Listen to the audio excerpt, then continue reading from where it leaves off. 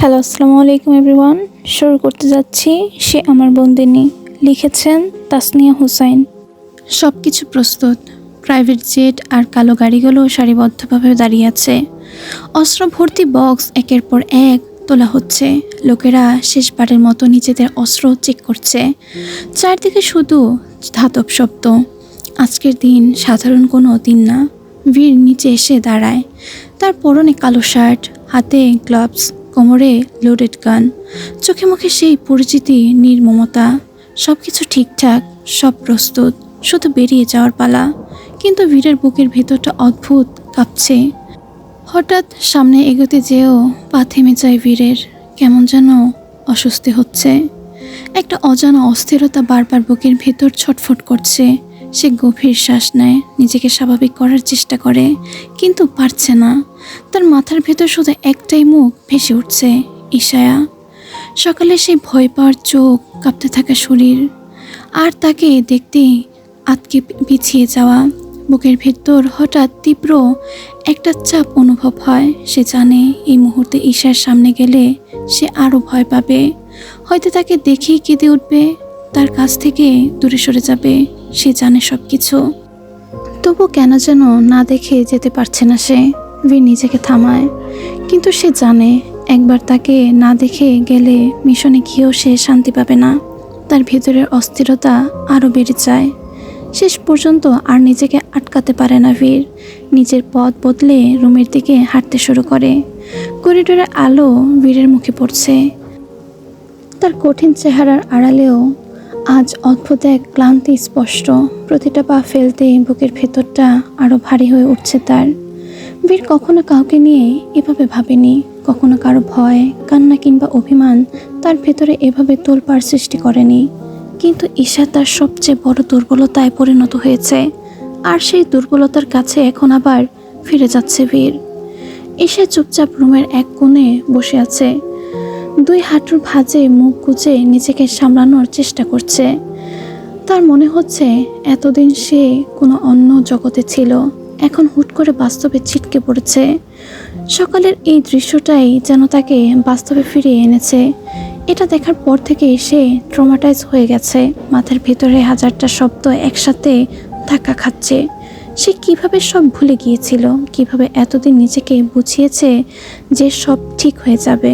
নিজেকেই নিজের কাছে ঘৃণা লাগছে ঈশার। দু হাতে নিজের চুল খামচে ধরে সে তার পুরো শরীর অস্বাভাবিকভাবে কাঁপছে। এক সময় কাঁপা হাতটা ধীরে ধীরে গিয়ে থামে নিজের পেটের উপর। তার গর্ভে বেড়ে ওঠা ছোট্ট প্রাণটা সেও কি একদিন এই অন্ধকারে অংশ হয়ে যাবে। এই ভাবনাটাই ঈশার বুক কাঁপিয়ে তোলে। এই অন্ধকার, এই রক্ত, এই ভয়ঙ্কর জীবন, এসবের মাঝে সে কীভাবে নিজের সন্তানকে আগলে রাখবে। না না, এটা কিছুতেই হতে দিব না আমি। চোখ বন্ধ করে ফিসফিস করে ওঠে ঈশায়া।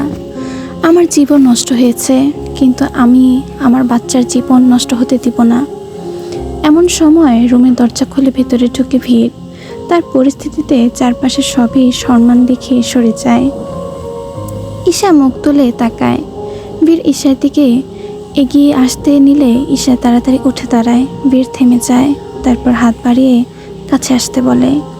ঈশা দূরে দাঁড়িয়ে থাকে। বীর শান্ত কণ্ঠে বলে, কাম হিয়ার ফার্স্ট। ঈশা আরও এক পা পিছিয়ে যায়। বীরের চোখ শুরু হয়ে আসে। দ্রুত আসো, আমাকে যেতে হবে, কাজ আছে। বীরের ফোন বেজে ওঠে।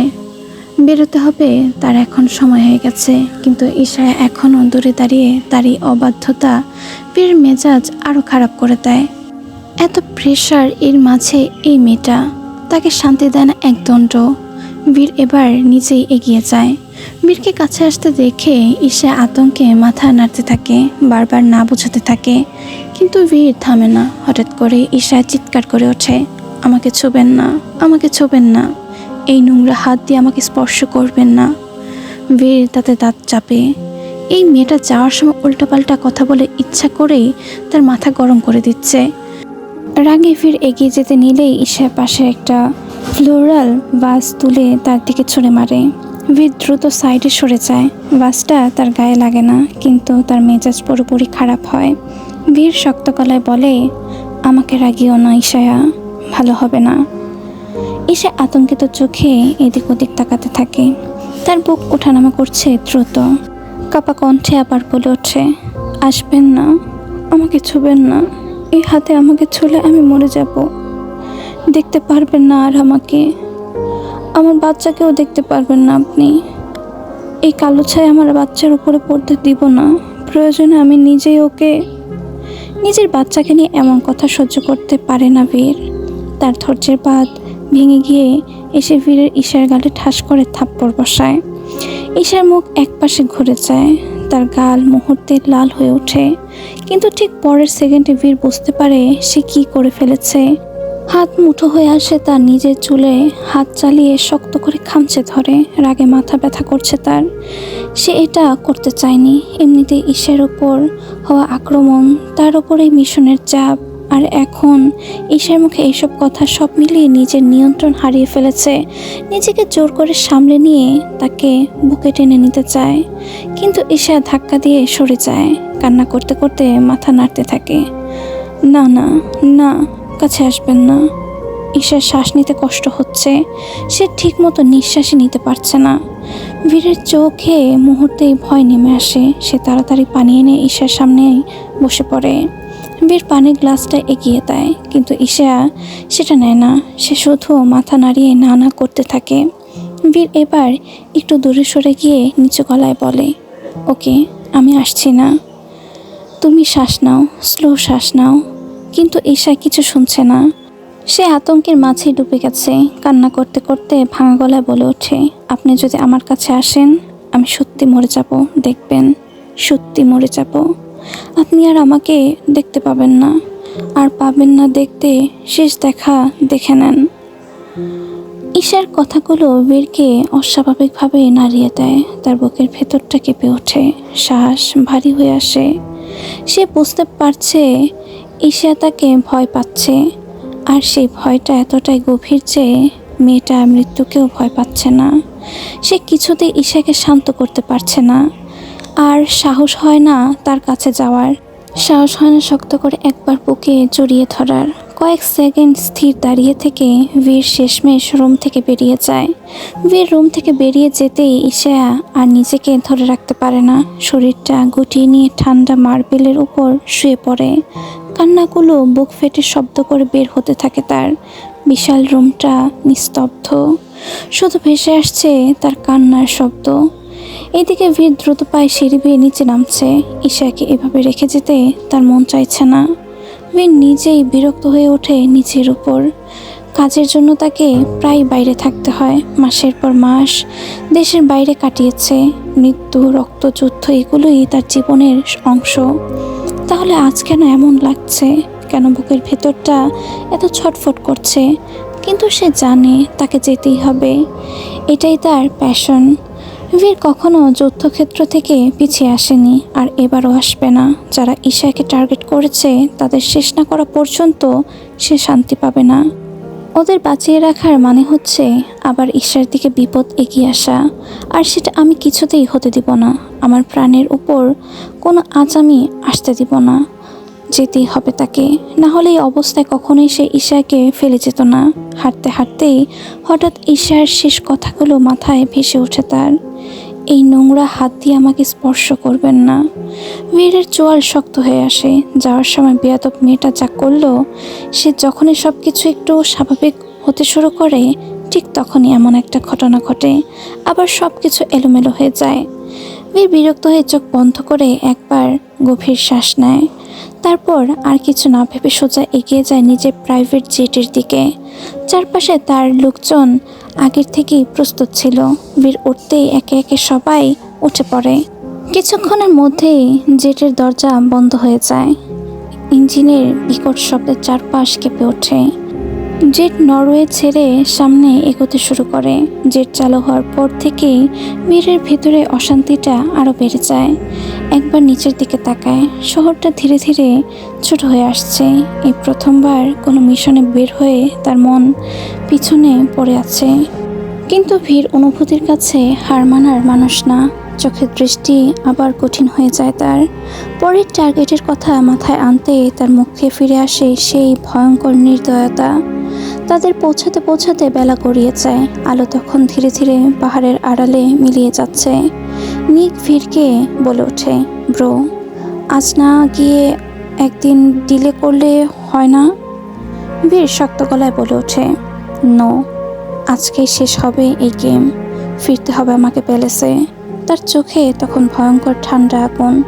ওদের শেষ না করা পর্যন্ত আমার শান্তি লাগবে না। আজ রাতেই হবে যা হওয়ার। বীরের কণ্ঠ এতটাই দৃঢ় যে এরপর আর কেউ কিছু বলেনি। জায়গাটা সান লুসিয়ানো ভ্যালি, কিন্তু বীর সেখানে যায়নি। তার পরিকল্পনা একেবারে নিখুঁত। সে আগে যায় কালাব্রিয়া রাভেনা ক্লিফে। সব কিছু হিসেব করেই এগোচ্ছিল বীর। তার প্ল্যান সব দিক নিজের নিয়ন্ত্রণে রেখে ঠিক মধ্যরাতে আক্রমণ করবে সান লুসিয়ানো ভ্যালিতে। এমনভাবে আঘাত করবে যাতে তার জিত নিশ্চিত থাকে আর তার দখলদারিত্ব আরও একটি রাষ্ট্রের ওপর জায়গা পায়। বীর কখনো হুট করে কিছু করে না। সে যুদ্ধ শুরু করার আগেই জয়ের পথ তৈরি করে রাখে। আর এবারও তার ব্যতিক্রম ছিল না। কিন্তু বীরের পিছনে তারই মানুষ তার সাথে কি করছে সে নিজে বিন্দুমাত্র ধারণা নেই তার। বীর মনে করছে সব কিছু তার প্ল্যান মতোই এগোচ্ছে, প্রতিটা চাল তার নিয়ন্ত্রণে। কিন্তু এবার জীবনের প্রথমবারের মতো ভুল সে, কারণ এবার খেলার বোর্ডে আরেকজনও চাল দিচ্ছে। আর অজান্তেই বীর ধীরে ধীরে হাঁটছে তাদের সাজানো ফাঁদের ভেতর। ডাবল গেম চলছে আর তারা ঠিক সেটাই করছে যেটা ওরা চাচ্ছে। মধ্যরাতের মিশনের জন্য প্রস্তুতি নেওয়া হচ্ছে দ্রুত। বিশাল টেবিলের উপর ছড়িয়ে রাখা ম্যাপ, কোথা থেকে আক্রমণ হবে, কে কোন পজিশনে থাকবে, কোন টিম কোথায় যাবে, কে কী করবে, সব কিছু নিয়ে আলোচনা চলছে। ডিয়েগো বারবার রুট চেক করছে, নিক অস্ত্র রেডি করছে তার, সান্তিয়াগো গার্ডদের নির্দেশ দিচ্ছে। সবাই ব্যস্ত আসন্ন লড়াইয়ের প্রস্তুতিতে। ঠিক তখনই সুযোগ বুঝে মেটিয়াস গার্ডদের খাবারে বিষ মিশিয়ে দেয়। তার ঠোঁটে কুটিল হাসি ফুটে ওঠে। তাদের এতদিনের পরিকল্পনা আজ সফল হওয়ার পথে। অর্ধেক কাজ শেষ। নিচু স্বরে নিজেকেই বলে সে। এখন বাকি কাজ লুকা আর মাতিওয়ের। অন্যদিকে মাতিও আর লুকা নিজেদের প্ল্যান অনুযায়ী এগোতে থাকে। হাজার হাজার সশস্ত্র গার্ড নিয়ে তারা পুরো জায়গাটা ঘিরে ফেলেছে। কালাব্রিয়া রাভেনা ক্লিফ, পুরো জায়গাটা তারা ঘিরে ফেলে। চারদিকে নিঃশব্দে বন্ধ হয়ে যায়। হঠাৎ দ্রুত পায়ে দৌড়ে আসে সান্তিয়াগো। তার মুখে স্পষ্ট আতঙ্ক। বস, ওরা এখানে। কথাটা শোনা মাত্রই মুহূর্তে স্থির হয়ে যায় সবাই। নিক, ডিয়েগো, রাফা সবাই হতভম্ব হয়ে যায়, তাকিয়ে থাকে তাদের দিকে। সে জায়গায় তাদের আক্রমণ করার কথা, সেখানে তাদের জায়গায় উল্টো শত্রুরা আগে থেকেই পৌঁছে গেছে। তারা এখানে এই খবর ওরা পেল কিভাবে? এক মুহূর্তের জন্য পুরো পরিবেশটা থমকে যায়। কিন্তু এখন এসব ভেবে সময় নষ্ট করার সুযোগ নেই, কারণ ওরা কেউই পিছু হটার মানুষ না। বীর নিজের বন্দুকটা হাতে নেয়। তার চোখের ভয়ঙ্কর স্থিরতা। অ্যাটাক, শুধু একটাই শব্দ। আর পরের মুহূর্তে চারপাশ কেঁপে ওঠে গুলির শব্দে। অন্ধকার রাতে বুক চিরে একের পর এক গুলি ছুটে যেতে থাকে। দুই দিক থেকে শুরু হয় ভয়ঙ্কর সংঘর্ষ। কেউ আশ্রয় নিতে গুলি চালাচ্ছে, কেউ সামনে এগিয়ে আক্রমণ করছে। মাটিতে পড়ে যাচ্ছে একের পর এক দেহ। নিক ঠান্ডা মাথায় একের পর এক শত্রুকে শেষ করছে। ডিয়েগো নিজের টিম নিয়ে বাম দিকে সামলাচ্ছে। লুইস আহত হয়েও থামছে না। আর বীর, সে তো পুরো যুদ্ধক্ষেত্রের সবচেয়ে ভয়ঙ্কর ছায়া। তার চোখে কোনো ভয় নেই, কোনো দ্বিধা নেই, শুধু একটাই লক্ষ্য, আজ সব শেষ করবে সে। রাত যত গভীর হচ্ছে, সংঘর্ষ তত ভয়ঙ্কর হয়ে উঠেছে। কিন্তু হঠাৎ করেই পরিস্থিতি বদলে যেতে শুরু করে।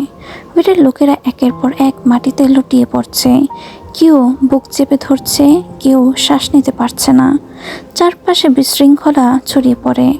নিকো প্রথমে কিছুই বুঝে উঠতে পারে না। সে দ্রুত সামনে গিয়ে একজনকে ধরে ঝুঁকতেই থমকে যায়। লোকটার মুখ দিয়ে সাদা সাদা ফেনা বের হচ্ছে, চোখ উল্টে যাচ্ছে ধীরে ধীরে। নিকোর বুকের ভেতর ধাক্কা লাগে। শিট, বিষ! সে সঙ্গে সঙ্গে ফোন বের করে। স্পেশাল ফোর্স, কিলার ইউনিট আর আরও গার্ড আনতে বলো। কিন্তু বীর শক্ত গলায় বলে ওঠে, ওদের আসতে অনেক দেরি হবে। আমাদের হাতে এত সময় নেই। তার চোখ এখনো স্থির সামনে। যা করার আমাদেরকেই করতে হবে। কথাগুলো বলতেই বীর সামনে এগিয়ে যায় একা। চারদিক থেকে গুলি ছুটে আসছে, অথচ সে থামছে না। এক হাতে বড় ধাতব ছুরি নিয়ে, হাতে লোডেড গান। সে যুদ্ধক্ষেত্রের এক জীবন্ত দুঃস্বপ্ন। একটার পর একটা শত্রুকে শেষ করতে করতে সামনে এগিয়ে যাচ্ছে বীর। তার চোখে কোনো ভয় নেই, শুধু ভয়ঙ্কর রাগ আর ধ্বংসের আগুন। ডিয়েগো চিৎকার করে ওঠে, বস, আপনি চলে যান, এদিকটা আমরা সামলে নিচ্ছি। কিন্তু বীর কিছুই শুনছে না। সে আরও সামনে এগিয়ে যায়। গুলির শব্দে কেঁপে উঠছে পুরো কালাব্রিয়া। ঠিক তখনই নিক দ্রুত এসে বীরের এক হাত চেপে ধরে। তার চোখে স্পষ্ট অনুরোধ, ব্রো, তুমি পিছনের জঙ্গল দিয়ে চলে যাও, ওইখানে গাড়ি আছে, এদিকটা আমি দেখছি। বীর হাত ছাড়িয়ে নেয়। নিক এদিকে শত্রুদের গুলি করছে, অন্যদিকে মরিয়া হয়ে বীরকে বোঝানোর চেষ্টা করছে, ব্রো, একবার ঈশার কথা ভাবো। তার গলা কেঁপে ওঠে। তোমার বেবির কথা ভাবো, ওদের তোমাকে প্রয়োজন। এক মুহূর্তে বীরের চোখে ঈশার মুখটা ভেসে ওঠে, তারপরে সেই অনুভূতিকে চাপা দেয় নির্মম বাস্তবতায়। বীর দাঁতে দাঁত চেপে কাট কাট গলায় বলে ওঠে, যুদ্ধের ময়দান থেকে পালিয়ে যাওয়ার মতো কাপুরুষ আমি নই। তার কণ্ঠে কঠিন দৃঢ়তা। চারদিকে গুলির শব্দ, আগুনের ঝলক আর মৃত্যুর আর্তনাদ। সান্তিয়াগো এখনও লড়াই করে যাচ্ছে। শরীরের বিভিন্ন জায়গায় আঘাত লাগলেও সে থামেনি। একটার পর একটা শত্রুকে শেষ করছে। ঠিক তখনই তার চোখ পড়ে একটু দূরে দাঁড়িয়ে থাকা এক পরিচিত ছায়ার উপর, ম্যাটিয়াস। প্রথমে বিষয়টা ঠিক বুঝতে পারে না সান্তিয়াগো। এগিয়ে যায় সে। পরের মুহূর্তেই তার বুক কেঁপে ওঠে। ম্যাটিয়াস, ওদের নিজেদের লোকেরাই মারছে, যাদের সাথে বছরের পর বছর একসাথে কাজ করেছে, রক্তের থেকেও গভীর সম্পর্ক তাদের সাথে, এক এক করে তাদেরই শেষ করে দিচ্ছে সে। তার নিজের চোখকেই বিশ্বাস করতে পারছে না।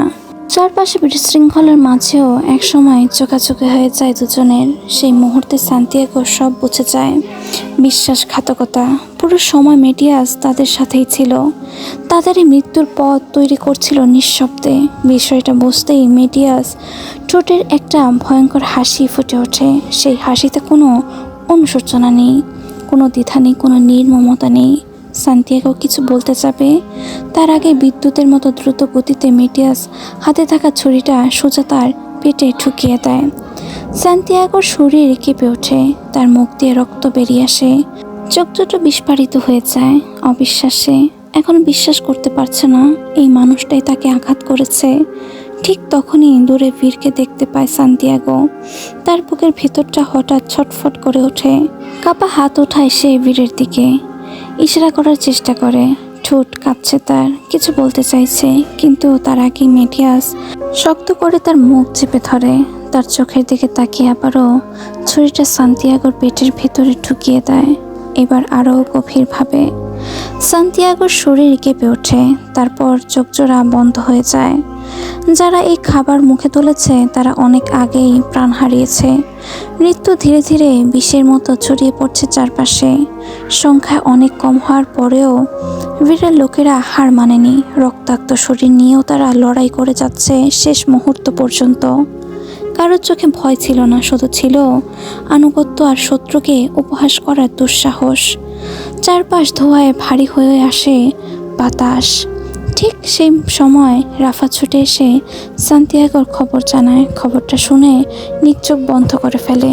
তার বুকের ভেতরটা হঠাৎ করে শূন্য হয়ে যায়। সান্তিয়াগো এতদিনের বিশ্বস্ত সহচর, ছায়ের মতো পাশে থাকা মানুষ এখন আর নেই। ডিয়েগোর মুখে মুহূর্তেই মলিন হয়ে আসে, চোখে মুখে স্পষ্ট হয়ে ওঠে হারানোর তীব্র যন্ত্রণা আর ভিড়।